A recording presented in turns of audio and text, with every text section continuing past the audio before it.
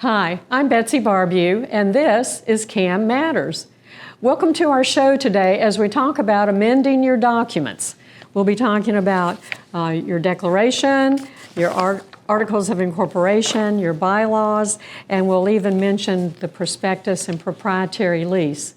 But best of all, you will learn how to distinguish between a big vote and a little vote. Stay tuned and come join us. Welcome to CAM Matters, Condos, Co-ops, HOAs, and beyond.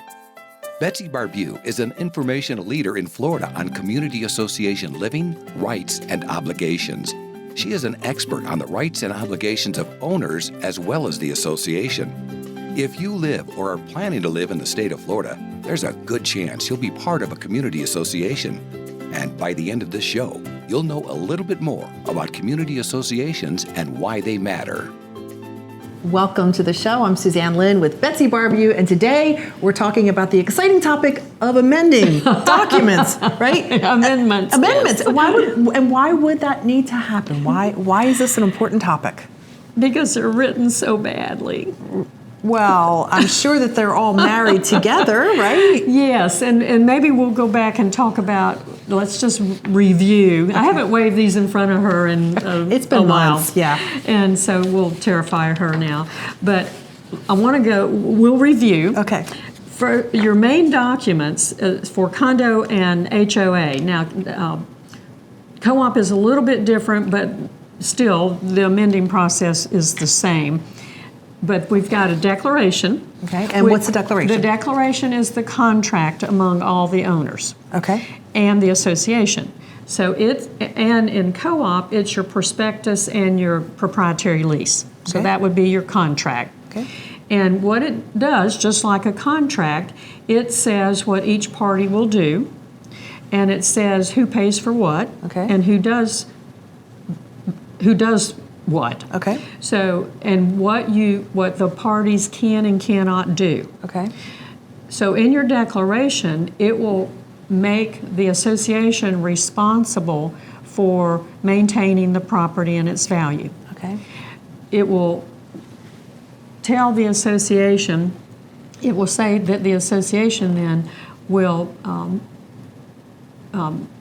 maintain the common elements. Mm-hmm. To do that, it costs money. Okay. To maintain the common elements. Right. So you've got yard to mow, you've got buildings to paint, pool to clean, insurance, management, elevators, but that's all standard, whatever. Right? That's yeah, pretty much. But sometimes it needs to be amended?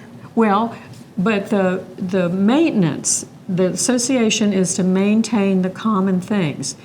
That means pay for it. That means money has to come from somewhere. Okay. So the owners in the contract have promised to pay their share of that.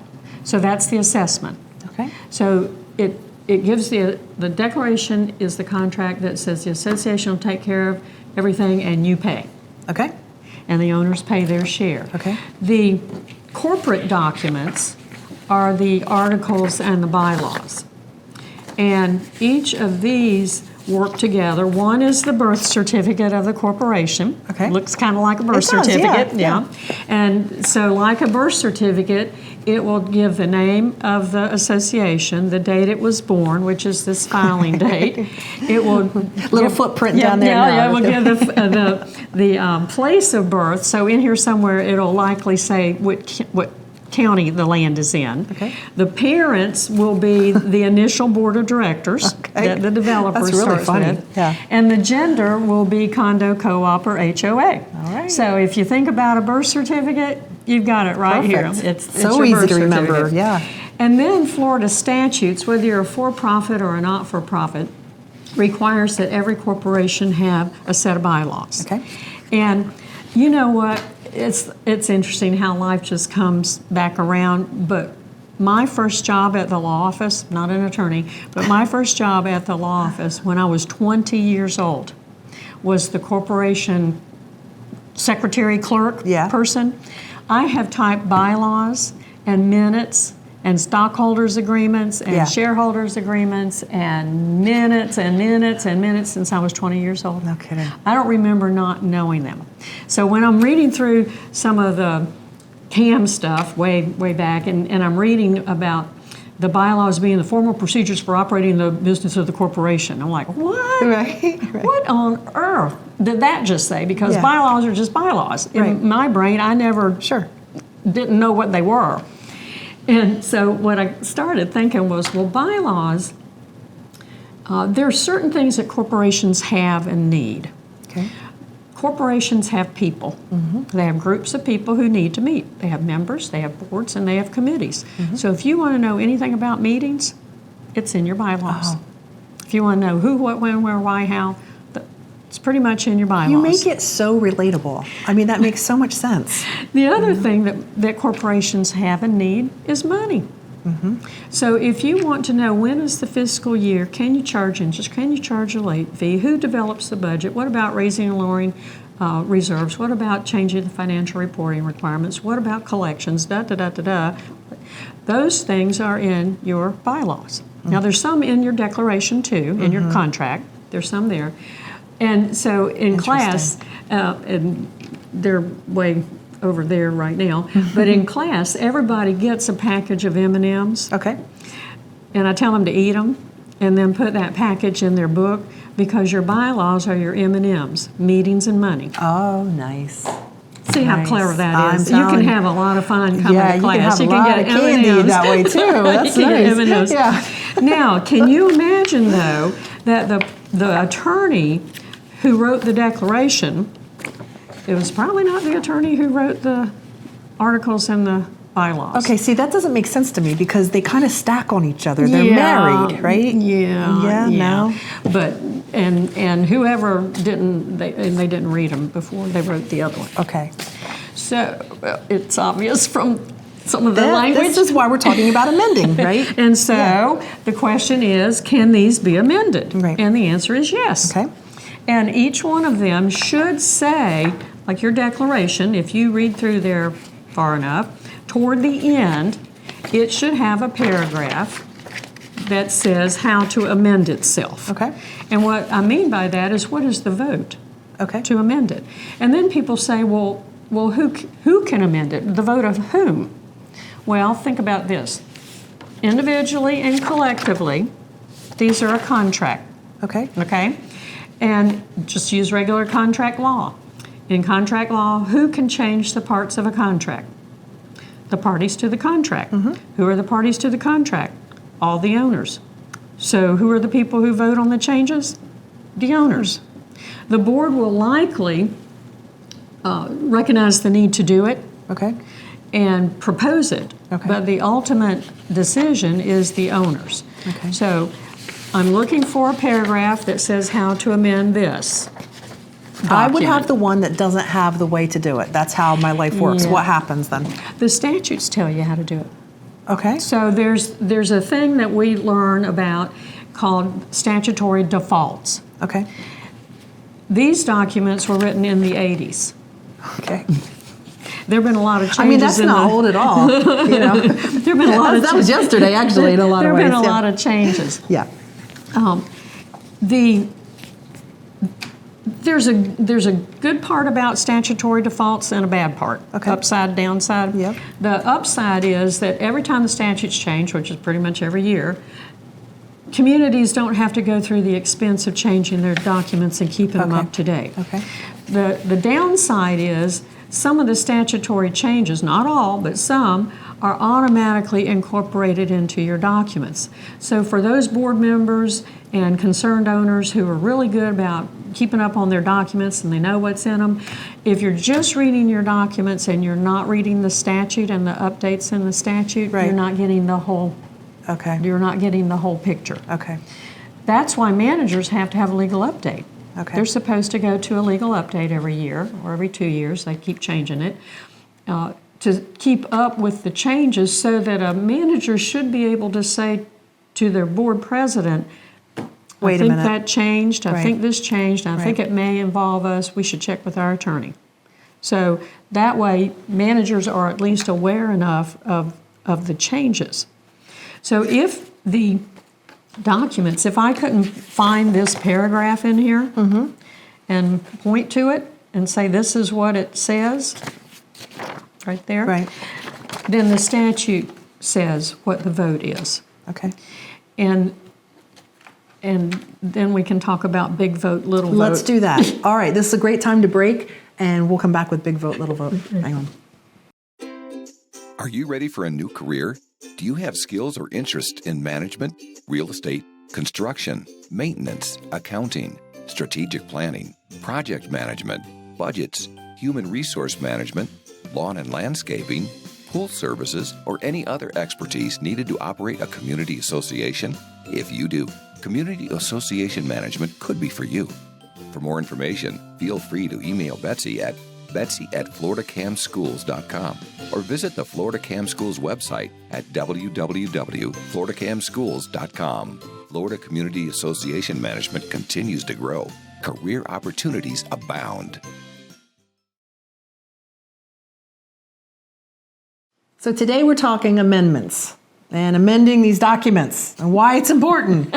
And Betsy, you will talk about big vote, little vote. Oh. Does it mean like a vote only counts half as much if it's a little vote? How's that work? Oh, it is so confusing. And those of you who've been in class, you know that I'm going to say, bless their hearts, our legislators, they just cannot be consistent in their phrasing. And they have used throughout statute, and then it gets jumbled up in your documents too, but they've used about 7 different phrases in the statute to represent only 2 configurations of owners for voting. Okay. There's just 2. Because the more stuff in there to stir up, the more confusing it can get. I think they get paid by the word. Yeah. It's amazing. But in class, we learn about big vote, little vote. Okay. And the only way I know to do it is give an example, Okay. and I have to use my hands. Okay. And thank goodness she doesn't have the pen today. No, not today. So, let's say we have 100 owners. Okay. And 60 of them are there. Okay. And the documents or the statute says that the vote is a percentage of owners, and this percentage can change. It could be majority, which would be 51%, or 2/3 or 75%, but it's the phrasing that comes afterwards. Okay. And let's say majority, for it's easy to calculate, majority of those present. Or the phrasing in the statute or the documents would say a percentage, Okay. like a majority, 2/3, 75% of the entire membership. Okay. So if we have 100 owners, 60 are there at the meeting, in person or by proxy. That's another show. Yeah. And the wording indicates majority of those present, Okay. then we need 31 votes Right. because we're going with the 60. But if the phrasing indicates that it's the entire membership or total or all, Okay. so a majority of the entire membership, then we use the 100 Okay. total Okay. and have to have 51 votes. Okay. So for lack of a better description, because 31 is less than 51, Yeah. this is little vote, Oh, big vote. Got it. Got it? Got it. And see, it's going to be little vote, big vote, no matter what the percentage is. Right. 75% of those present is still littler Sure. than 75% of the entire membership. Absolutely. And once you get that, you can read any of these things, and you look brilliant. Very interesting. It was like this light that just went off, you know? So smart. I love the way, and you do this with your pre-licensing courses and Quick Start and everything. It's just you make things so relatable, and you give examples. It's not just teaching; it's saying, "Look, Well, I this could is say these very words practical." and like the description that I originally understood back 20 years ago about what they were saying bylaws were, the formal procedures for operating the business of the corporation. It's like, Yeah, I that don't know means what nothing to me. That means Right, nothing to right, me, right. and I typed them Right. since I was 20. Right. But let me say another important thing about the amendments. There is never, ever, ever, ever, never a surprise to an owner of what they're going to vote on for an amendment. Okay. So they are given advance notice of every word that is going to be changed Okay. in the documents. Okay. And there's a particular way that the statute requires you to write that so that the owners can tell words that are being added to to the document Okay. will have words underlined, and words that are being taken out are stricken through. Okay. And if anyone has ever looked at legislation that comes through, that's the way that is, so that an owner can look and see exactly what is being proposed to come out and go in. But they get that in advance. Any kind of membership meeting is a 14-day written notice to the owners. Okay. And anything they're voting on is always included in those envelopes. Okay. So there's never, ever, ever a surprise to an owner, which is why our agendas have to be settled and fixed 14 days out. Okay. There's nothing added to the agenda at the meeting. Okay. Unlike other corporation boards, business boards, 14 we can't add anything to the agenda Okay. after the 14 days. That's nice. So as we're talking about amending, I guess my question is, what is worst case scenario? What happens when an amendment is not made? I mean, is there prison time? Like, what happens? No, there's no prison time. But what happens is a board or a manager will stall. You can't move forward without clear direction. Okay. For instance, recently I came across a community that had no bylaws at all. And they had several management companies before me. And I said, how does the management company know what to do? We as managers don't know how to do our job. Right, you're enforcing the rules, right? Right, we're helping to enforce the rules, but as far as dates and time frames, can I charge interest? Can I charge a late fee? When is the budget due? When is the annual meeting due? Who votes on the budget? Those things that me and the board need to know. Right. If you don't have bylaws, you don't have that information. So I don't know how you even know when to schedule an annual meeting. Right. I don't know how you know when your budget year is. Is it a calendar year? Is it a fiscal year? Wow. So can you charge a late fee? Can you charge interest? Without bylaws, there's no way for us to do our job. Sure. Sometimes the directions in the bylaws and in the declaration conflict. Now there is that seems like problematic it to me. seems like it shouldn't happen, but it does. But then the statute gives us a hierarchy Okay. of which one wins. Okay. But for me to tell you that is the unauthorized practice of law. Okay, we're not going to do that. No. But once the amendments are done. See, they're coming after you. Do you hear the sirens? Yeah. They're coming, the Florida bar. Yeah. But once the amendments are finally produced and voted on and done, then as a last step, and there's a lot of steps in here that I'm leaving out, but this would be an amendment, and this amendment refers here to the original recording. Okay, so it corresponds. I can see that, yeah. So these three main documents have been recorded in the public records. And it's kind of like they run, the language is they run with the land. Okay. So it's sort of as if they're buried in the ground underneath the property. Okay. And then the warranty deeds that go back and forth from seller to buyer, sit on top and move, but these don't move. Right. These stay with the land. So when the amendment is recorded, it's as if it's attached to these and buried in the ground. All right. It's permanent in that way. Yeah. Right. Mm-hmm. And that way, in a title search, when you're selling, the closing agent will find all of the amendments because they're vicariously attached to the original. Very interesting. Ready to take your test? No way, ma'am. No way, ma'am. But do you have any final thoughts? I mean, when I'm thinking about people who might have some questions as we dig deeper in this, and they're like, yeah, but how can they get a hold of you? Or is there a page that they can go to get some basic information about this? No. Okay. Other than the statutes. Okay. And your attorney. Okay. Or Betsy. People who know me know that I answer emails all week long. I know. With questions, and I love it. I love it. It is, if you can imagine, I have the worst boss ever. And any break that I can get and talk to somebody on the phone or online and get away from her right, that boss is wonderful. Very so welcome. Please interrupt me. Well, this was really great. I mean, so much more to it than I thought. And it's if you feel like you bother me to death Yeah. with questions and things, there are communities that will put me on a small retainer for a period of time, Okay. so that they don't feel so guilty Right, emailing right, me and right, calling me right. all the time. So All right. Well, contact Betsy. Give us the contact information. Betsy at floridacamschools.com or area code 352-326-8365. All right. This was great. Thank you. Ooh, my head's spinning. This was a good one. All right. Have a good one. We'll catch you next show. Thank you for listening to CAM Matters. Be sure to subscribe so you don't miss any future episodes. For more information, feel free to email Betsy at betsy@floridacamschools.com or visit the Florida Cam Schools website at www.floridacamschools.com. Information provided on this show is general in nature and does not constitute legal advice.